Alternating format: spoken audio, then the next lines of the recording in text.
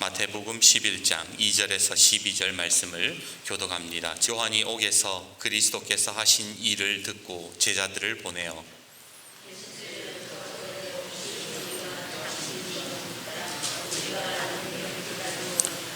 예수께서 대답하여 이르시되 너희가 가서 듣고 보는 것을 요한에게 알리되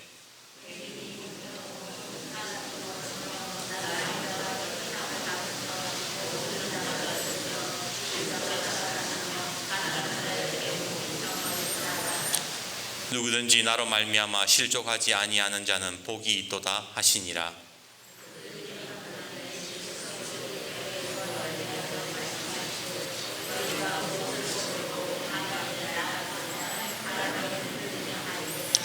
그러면 너희가 무엇을 보려고 나갔더냐? 부드러운 옷 입은 사람이냐? 부드러운 옷 입은 사람들은 왕궁에 있느니라.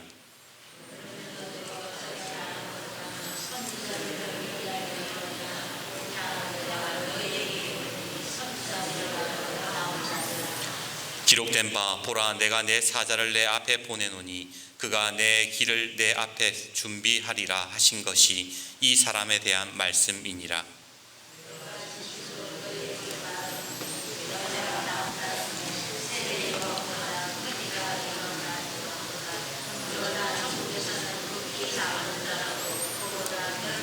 같이요. 세례 요한의 때부터 지금까지 천국은 침노를 당하나니 침노하는 자는 빼앗느니라. 아멘. 다음은 선한 목자교회를 다니던 한 집사님의 간증입니다. 올해 2월 주님께서 기다리던 첫 아이를 허락해 주셨습니다. 아이의 첫 심장 소리를 들었을 때 이제 나도 엄마가 되는구나 얼마나 기뻤는지 모릅니다. 그렇게 행복을 꿈꾸며 아기의 태명도 짓고 밤마다 태중의 아이를 위해 축복 기도를 했습니다. 임신 중반쯤 의사 선생님으로부터 충격적인 얘기를 들었습니다. 검사해 보니 아이가 많이 아픈 것 같다며 큰 병원으로 가보라는 말에 울지 말자, 괜찮을 거야, 울면 안 돼. 그렇게 스스로 다독이며 겨우 정신을 붙잡고 집으로 왔습니다. 그리고 친정엄마에게 전화를 거는 순간 처음으로 대성통곡을 했습니다. 엄마, 우리 애가 많이 아프대. 어떻게? 병원을 옮겨 검사를 한 결과 18번 염색체에 이상이 있는 에드워드 증후군이라는 판정을 받았습니다. 뱃속에서 사산될 확률이 50%, 혹시 태어난다 하더라도 하루를 살지 한 달을 살지 알 수 없다는 말에 그만 하늘이 무너져 버리고 말았습니다. 헤럴드 쿠시너라는 유대인이 있었습니다. 그는 많은 사람들에게 존경받던 랍비였지요. 말씀에서 벗어나는 법이 없었습니다. 하지만 그는 절망하고 말았습니다. 이유는 생후 8개월 된 아들이 선천성 조로증이라는 진단을 받았기 때문입니다. 오래 산다고 해도 10년, 그리고 그 10년 동안 서서히 죽어가는 아이의 모습을 지켜봐야 했지요. 오늘 세례 요한의 마음속에 계속되는 질문 한 가지가 있었습니다. 그것은 예수님이 정말 구원자인가? 라는 의구심이었습니다. 아무리 생각해도 예수님은 그가 생각했던, 그가 기다렸던 예수님이 아니었기 때문이지요. 그 언젠가 세례 요한이 광야에 있을 때에 그는 예수님에 대해서 이렇게 증언했습니다. 그는 성령과 불로 너희에게 세례를 베푸실 것이요 손에 키를 들고 자기의 타작마당을 정하게 하사 알곡은 모아 곡간에 들이고 죽정이는 꺼지지 않는 불에 태우시리라. 세례 요한이 예수님에 대해서 자기가 생각했던 메시아는 정의를 행하는 것, 그리고 악을 심판하시는 분이었습니다. 그런데 세례 요한이 감옥에서 들려오는 이야기는 심판은 고사하고 심판받아야 할 죄인과 어울리고 있다는 것이었습니다. 어디서 시덥지 않은 인간 12명 데리고 돌아다니면서 잔치집에 나가고 포도주 마시면서 이 마을 저 마을 돌아다닌다는데 왜 세례 요한의 마음에 의심이 안 생겼겠습니까?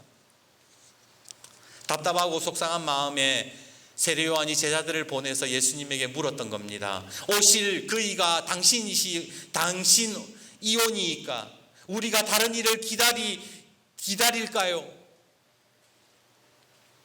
정말 당신이 우리의 구원자 맞습니까? 나는 정말 당신이 하나님의 아들인지도 잘 모르겠고 정말 믿고 의지해야 될 분인지도 모르겠다. 요한은 그렇게 물었던 겁니다. 마찬가지로 우리가 살아가면서 이런 질문을 던질 때가 있지 않습니까? 내가 믿고 의지했던 하나님, 내가 기대했던 예수님, 내가 알고 있었던 예수님, 평안과 복을 주셔야 할 하나님이 고난을 경험하게 하시고 위로를 하셔야 할 하나님이 침묵하실 때에 우리 또한 혼란스럽고 우리 또한 세례 요한처럼 이런 질문을 던지지 않냐 말입니다. 아무리 믿음 좋은 사람도 너무 힘든 일을 겪으면 그런 질문이 떠오르는 거예요. 하나님이 정말 살아계시기는 한 걸까? 하나님이 살아계신다면 왜 이런 일이 일어나고 왜 도와주시지 않는가라고 말입니다. 코로나 시국에 많은 교회들이 기도했습니다. 주님, 이 역병을 물려주십시오.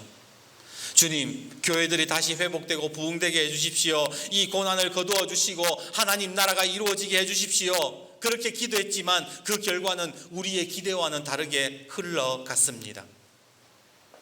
코로나는 더 무서워졌고 교회들은 여전히 고통받고 있으며 성도들의 삶은 점점 힘들어져 갑니다. 그렇게 하나님을 사랑하는 사람들에게 왜 고난이 찾아오는 것입니까? 왜 열심히 사는 사람들에게 어려움이 찾아오시는 겁니까? 정말 하나님이 살아계신다면 이 시국에 뭐라도 좀 하셔야 되는 것 아닙니까?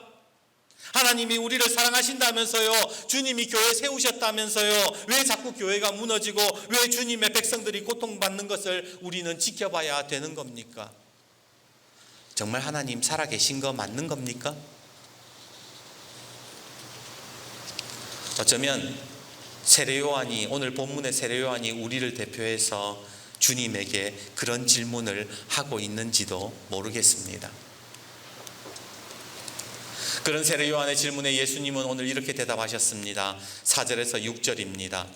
예수께서 대답하여 이르시되 너희가 가서 듣고 보는 것을 요한에게 알리되 맹인이 보며 못 걷는 사람이 걸으며 나병 환자가 깨끗함을 받으며 못 듣는 자가 들으며 죽은 자가 살아나며 가난한 자에게 복음이 전파된다 하라. 누구든지 나로 말미암아 실족하지 아니하는 자는 복이 있도다 하시니라. 이건 세례 요한이 원한 대답이 아니었어요. 당신이 하나님의 아들 맞습니까? 정말 구원자이십니까? 메시아입니까? 라는 질문을 했지 실족하지 마라. 이것은 세례 요한이 원했던 대답이 아니었다는 거예요. 세례 요한은 기다 아니다를 물었지 실족하지 말라는 말을 물은 게 아니에요. 생각해 보세요. 구원자라는 분이, 메시아라는 분이 도와주는 것 하나 없이 상처받지 말라. 그것이 어떻게 위로가 되고 그것이 어떻게 하나님의 능력이 될 수 있단 말입니까? 오늘 우리가 원하는 대답도 마찬가지예요. 삶의 구원자이신 예수님이 오늘 내 삶의 구원자로서 어떻게 내 삶을 이끌어 주시고 이 고통의 상황이 언제 끝날까인가에 대한 대답을 묻는 것이지, 이 어려운 상황 가운데 상처받지 마라, 실족하지 마라, 이건 우리가 원하는 대답이 아니라는 겁니다. 그런데 왜 주님은 이런 동문서답, 우리가 원하지 않는 대답을 하시는 걸까요? 그 이유는 바로 예수님이 이렇게 이야기하신 이유는 바로 천국 때문이었습니다. 아니, 지금 하나님이 구원자로서 지금 침묵하시는 하나님 때문에 우리가 혼란스럽다 이런 이야기하는데 왜 뜬금없이 천국 이야기를 하냐? 이야기를 한번 들어보십시오. 오늘 12절에 예수님은 천국 이야기를 하시면서 천국은 그냥 들어가는 곳이 아니라고 말씀하셨어요. 우리 12절 말씀 한번 같이 읽어볼까요? 12절 같이 한번 읽어봅시다. 시작. 세례 요한의 때부터 지금까지 천국은 침노를 당하나니 침노하는 자는 빼앗느니라. 예수님이 지금 얘기하신 게 뭐냐면 천국은 아무나 들어가는 데가 아니래요. 어떤 사람이 들어간다고요? 침노하는 자가 들어간대요. 아무것도 하지 않고 가만히 앉아 있으면 들어가는 곳이 아니라 수단과 방법을 가리지 않고 쳐들어가는 사람, 그 사람이 천국을 소유하게 된다. 주님은 말씀하셨던 거예요. 그러면 오늘 저와 여러분에게 한번 질문을 던져보고 싶습니다. 여러분은 천국 가기 위해서 무엇을 해보셨습니까? 많은 사람들이 착각해요. 예수 믿으면 천국 간다. 예, 맞아요. 그런데 그걸 알면서도 더 이상 아무것도 하지 않습니다. 예수님은 마태복음 7장 21절에 이렇게 말씀하셨습니다. 나더러 주여 주여 하는 자마다 다 천국에 들어갈 것이 아니요 다만 하늘에 계신 내 아버지의 뜻대로 행하는 자라야 들어가리라. 누가복음 6장 46절 너희는 나를 불러 주여 주여 하면서도 어찌하여 내가 말하는 것을 행하지 아니하느냐. 말로만 주여 주여 하면서 아무것도 안 하더라는 거예요. 오늘 우리의 모습을 한번 생각해 보십시오. 우리는 천국에 들어가려고 몸부림치지 않는 모습들이 있습니다. 예수 믿으면 당연히 구원받는 줄 알고 그냥 그렇게 살아갑니다. 아니, 오히려 천국을 침노하기보다 세상에 침노당하는 그런 인생을 살고 있더라는 거예요. 돈에 침노당하고 음란함과 호색함에 침노를 당하고 있습니다. 철학과 과학에 사로잡혀서 수많은 종교의 우상에게 침노를 당하고 천국을 침노하며 하나님의 뜻대로 행해야 할 자들이 오히려 의심과 불신에 침노를 당하면서 살고 있더라는 거예요. 그런 자가 어떻게 천국을 침노하겠냐는 겁니다. 오늘 주님이 7절에서 9절 무리를 향해서 이렇게 물으시잖아요. 너희가 무엇을 보려고 광야에 나갔더냐? 바람에 흩날리는 갈대냐? 그러면 너희가 무엇을 보려고 나갔더냐? 부드러운 옷 입은 사람이냐? 부드러운 옷 입은 사람들은 왕궁에 있느니라. 그래야면 너희가 어찌하여 나갔더냐? 선지자를 보기 위함이었더냐? 이 말씀을 풀어서 번역하면 이렇습니다. 너희들이 광야를 나간 이유가 무엇이냐? 너희들이 무엇을 침노하고자 하느냐? 작은 일에도 흔들리는 갈대 같은 마음을 붙잡기 위함이냐? 아니면 좋은 옷 입고 호화로운 생활을 위해서 기도했느냐? 그런 옷 입은 사람들은 왕궁에 있다. 혹 천국을 유명한 목회자들을 따라다녔느냐? 예수님이 그렇게 물으시는 거예요. 너희가 도대체 무엇을 얻고 싶어 해서 무엇을 침노하려고 그렇게 물어보느냐라고 물어보셨던 겁니다. 그리고 11절과 12절에 주님은 계속해서 이렇게 말씀하십니다. 내가 진실로 너희에게 말하노니 너희가 낳은 자 중에 세례 요한보다 큰 이가 일어남이 없도다. 그러나 천국에서는 극히 작은 자라도 그보다 크니라. 세례 요한의 때부터 지금까지 천국은 침노를 당하느니 침노하는 자는 빼앗느니라. 세례 요한이 얼마나 위대한 사람입니까? 얼마나 큰 자입니까? 그런데 예수님은 왜 세례 요한이 천국에서 가장 작은 자라고 이야기하실까요? 그 이유는 지금 그렇게 위대하다는 세례 요한도 의심과 불신의 침노를 당하고 있었기 때문인 거예요. 아무리 세상에서 큰 자라 칭찬받는다 자라 할지라도 의심과 불신의 침노를 당하고 있는 요한의 모습은 천국에서 절대로 큰 자일 수 없다라고 주님은 말씀하셨던 겁니다. 오늘 하나님 나라를 사모하고 천국을 침노해야 될 자들이 오늘 우리가 너무 많은 것들에 의해서 오히려 침노해야 될 자들이 세상에 침노를 당하고 있는 이 현실을 주님은 말씀하셨던 거예요. 주보 앞면을 한번 보시겠습니까? 주보 앞면에 나태주 시인의 자기를 함부로 주지 말아라는 시가 있는데 제가 읽어드릴게요. 자기를 함부로 주지 말아라. 아무 것에나 함부로 맡기지 말아라. 술한테 주고 잡담한테 주고 놀이한테 너무 많은 자기를 주지 않았나 돌아다 보아라.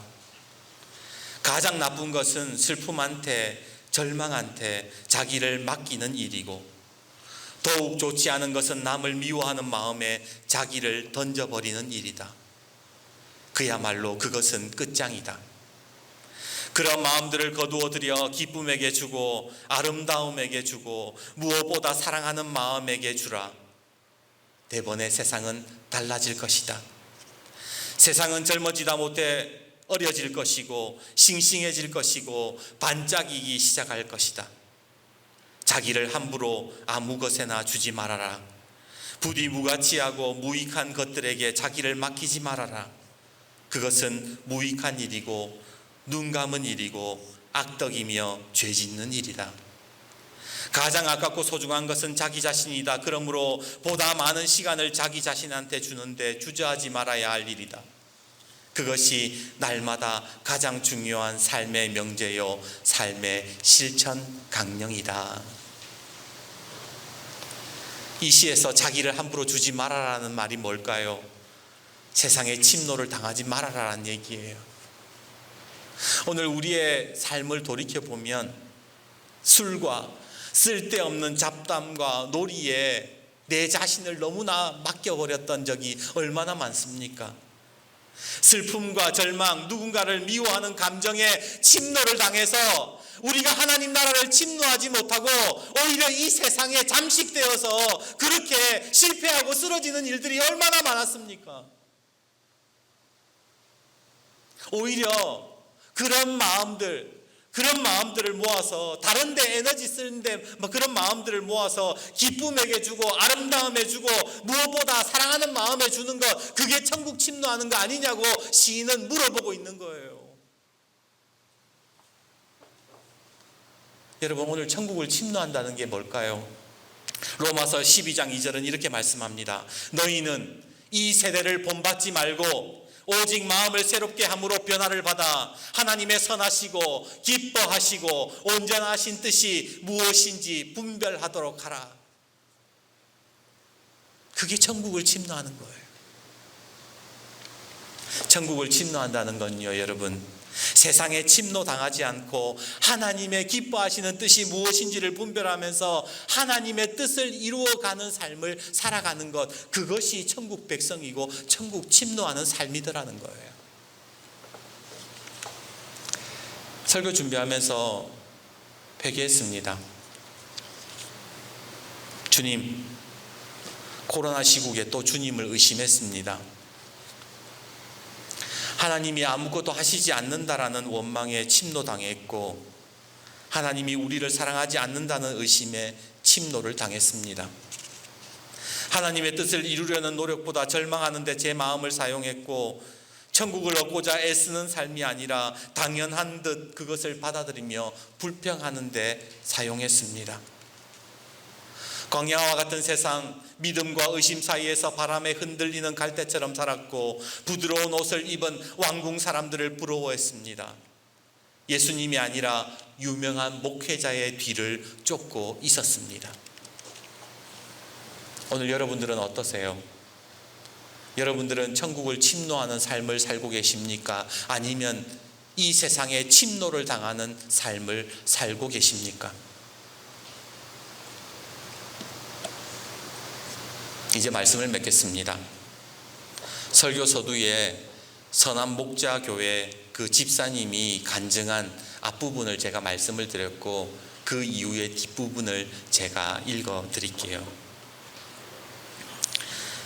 아이가 태어난다 해도 얼마 살지 못한다는 의사의 말에 하염없이 울었습니다. 내가 뭘 잘못했나? 내가 나이가 많아서 아이가 이렇게 된 것인가? 몸도 마음도 너무 지쳐있던 그날 퇴근해서 집에 온 신랑이 나에게 한 첫 말은 우리 예배드리자 였습니다. 벼랑 끝으로 몰린 상황에서 생각나는 것이 예배밖에 없었습니다. 함께 눈물로 가정에 닥친 상황을 올려드리며 주님을 붙들게 하심에 감사를 드렸습니다. 그리고 나도 모르게 아이와 헤어질 생각을 하며 그동안 일한다고 정신없이 나를 위해 살았지 태중에 있는 아이에게 해준 게 너무 없다는 미안한 마음이 들었습니다. 말씀 한 구절, 찬양 한 번 제대로 들려준 적이 없다는 게 가장 가슴이 아파서 다음날 눈을 뜨자마자 찬송가를 소리내어 부르고 또 불렀습니다. 아직 아이가 뱃속에 있지만 그 아이에게 복음을 들려주고 싶었습니다. 매 순간 말씀을 듣는데 아이가 반응하고 있음을 느낄 수 있었습니다. 그동안 잘 느끼지 못했던 아이의 움직임이 확실하게 느껴졌던 것입니다. 그리고 그때 예수님이 저에게 분명하게 말씀해 주셨습니다. 예랑이는 나의 완전한 사랑이란다. 내 편에서 우리 아이는 온전하지 못한 모습, 장애가 많은 아이였지만 하나님 편에서는 그게 아니라 완전한 아이, 완전한 사랑이라고 말씀하셨던 겁니다. 이 아이는 태초부터 주님이 디자인하셨고 우리 가정에 주시기로 계획했던 아이라는 것을 알게 하셨습니다. 그렇기 때문에 이 아이는 완전한 하나님의 사랑이라고 말씀하셨던 겁니다. 많은 분들의 중보 기도 덕분에 10월 7일 자연분만으로 아이를 만날 수 있었습니다. 태어났을 때 숨을 쉬지 않고 심장도 멈춰 있어서 아이를 살리기 위해 의료진들이 다급하게 움직였습니다. 17시간의 진통으로 정신이 없는 중에도 아이의 울음소리가 들리지 않아 걱정되었지만 얼마 지나지 않아 잠깐 아이의 울음소리를 들을 수 있어 얼마나 기뻤는지 모릅니다. 아이를 낳고 3시간 후 신생아 중환자실에서 아이를 처음 마주한 순간 아이가 많이 고통스러워 보여 마음이 아팠습니다. 나와 분리된 이 아이는 이제 혼자 모든 고통을 감내해야 한다는 사실에 마음이 찢어졌습니다. 의사 선생님은 아이가 살 수 있는 시간을 조심스럽게 한 달이라고 말씀하셨습니다. 그리고 아이가 태어난 지 이제 한 달하고 열흘이 넘었습니다. 비록 인공호흡기에 의지해서 숨을 쉬지만 많은 분들의 기도로 아이가 하루하루 잘 버텨주고 있습니다.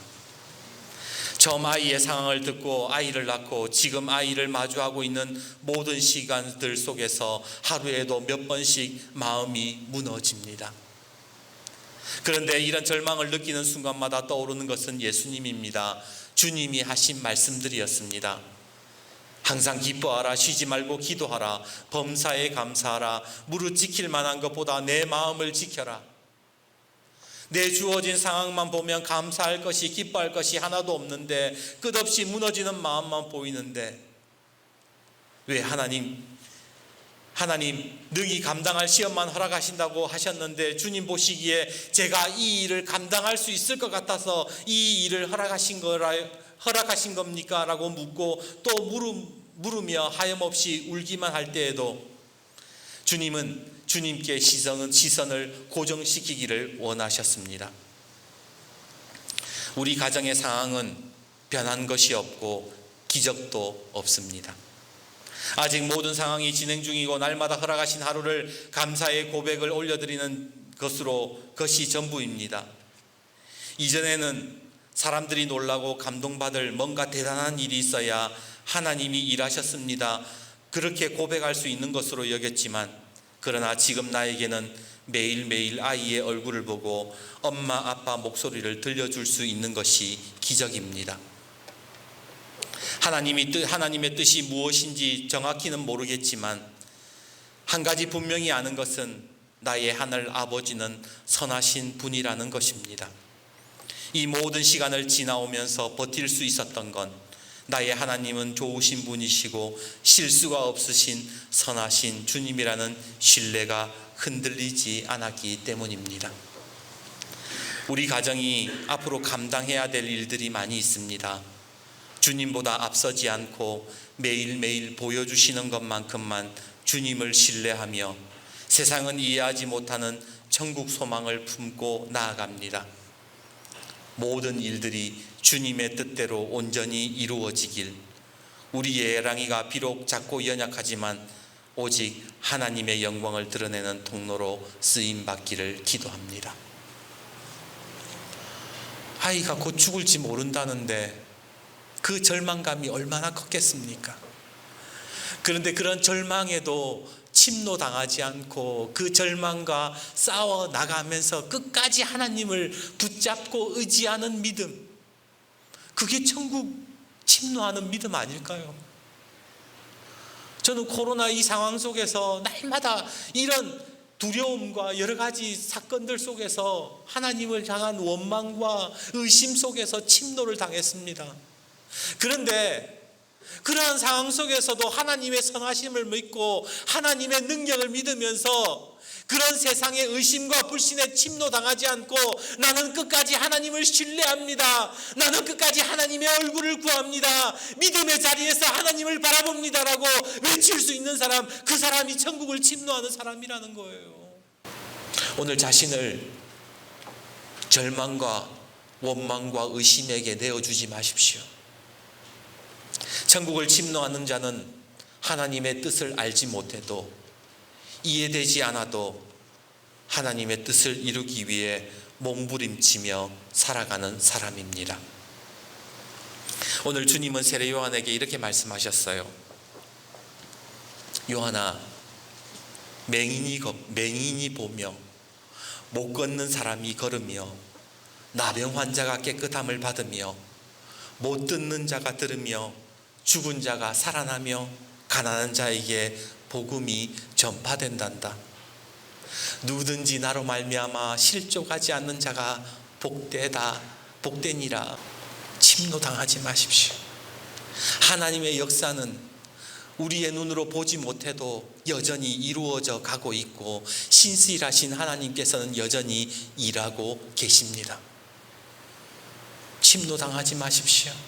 오히려 천국을 침노하는 믿음으로, 아니 고집스러운 집중력으로, 고집스러운 믿음으로 하나님께 매달리십시오. 그것이 천국을 침노하는 믿음, 천국을 바라보는, 아니 천국에 들어가는, 천국에서 큰 자라 칭함받는 믿음이 되는 줄 믿습니다. 오늘 여러분의 삶의 자리에서 지난 한 주간 어떤 일이 있었습니까? 지금 여러분들이 어떤 일들을 경험하고 계십니까? 하나님이 의심스럽습니까? 왜 하나님은 내 인생에 이런 어려움을 주실까? 자꾸만 의문이 드십니까? 실족하지 마십시오. 굳건히 하나님을 붙드시고 천국을 침노하는 믿음으로 승리하시는 저와 여러분이 되기를 주님의 이름으로 축복합니다.